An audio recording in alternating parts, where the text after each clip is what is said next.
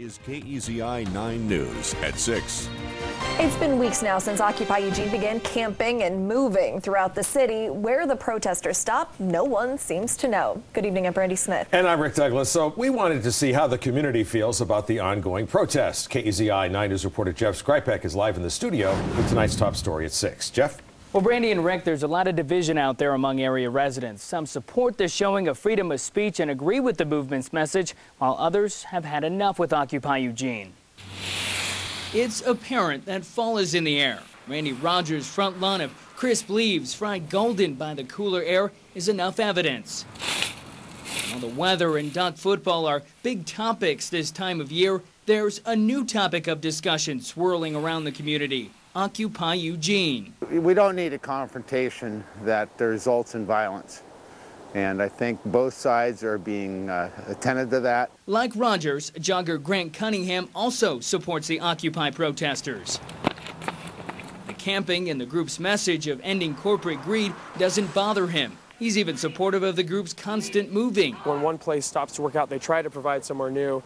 And I think it's cool because it's kind of the people standing up against the government, but the government's also trying to help it back. But others out at Alton Baker Park don't exactly feel the same. Lane, come on. Marissa Razor, who was on campus when the group moved to the U of O quad, feels the group really isn't protesting and is just hanging out. Razor says the continuous movement doesn't help either. Maybe if they made their message a little more clear, if they stayed in one spot, because I feel like the moving around just confuses it. We want some permanence in the place. There's no doubt about that. I mean, it's very interesting how it's unfolded. It's actually the city offering support has made it more difficult in some ways. Occupy organizer Jamil Jonas says while the group is grateful for the city's involvement, it's been taxing on protesters because it's created a deeper discussion of the issue of where protesters can occupy. Others in the community are still torn. I think most of us do sympathize with the grievances, but they're not doing anything. They're just freeloading in our parks. I agree that something needs to be done with the government, but then they're just taking up space and there's better things they could be doing with their time. Occupy Eugene says the next step is to get more time from the U of O to stay at the mill race. The school wants protesters out by Saturday, but a council meeting at a new site might not happen until Wednesday. Live in the studio, Jeff Skrypek, KEZI 9 News.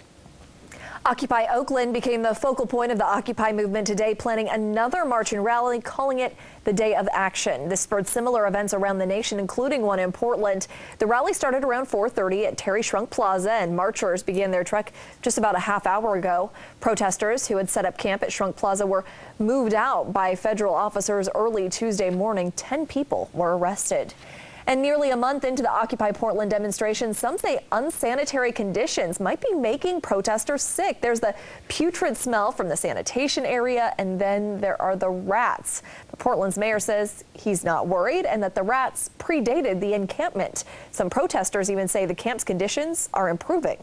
They're doing a good job of getting all the trash out of here, having plenty of trash receptacles, recycling, composting. The mayor says he sent the county health department through the camp, and so far they've deemed the conditions, quote, acceptable. Now, your first